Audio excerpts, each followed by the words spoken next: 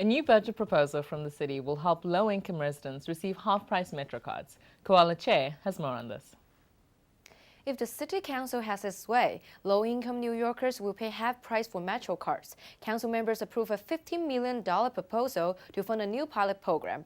Transit advocates and low-income riders are hoping the proposal will get passed. 23-year-old Samuel Santella is one of the low-income riders who would benefit. Every morning, he takes 2 buses and a train to take his little sister to school. The commute is over in an hour.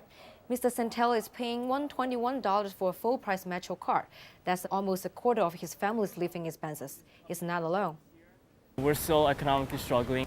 Have a lower price Metro card will help us you have no idea. It's gonna be helpful for students from a low-income family. For me, I live in Project, you know how it is.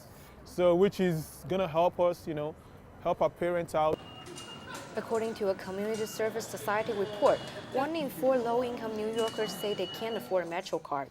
Transit advocacy groups have been working closely with the city council members to get the proposal passed. The pilot program will target the low-income residents, specifically households living under the federal poverty line. That's about $24,000 for a family of 4.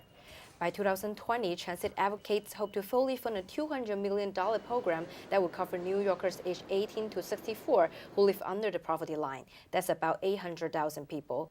But Mayor de Blasio opposed city funding for this program. He believes the state should be responsible for paying. Transit advocates hope the program will be adopted in the city's budget for the next fiscal year, which will be released by July 1st. Thank you very much, Koala. I think the big question, I suppose, me and the viewers would like to know is why is the mayor opposed to paying for this program? Because the mayor thinks that the state should be responsible for the funding because the MTA is a state authority. And actually, the mayor's office also said that the city has already paid $16 million annually to subsidize subway fares for disabled riders, for school children, and elderly. Thank you very much, Koala. Thank you, Anade. You're welcome.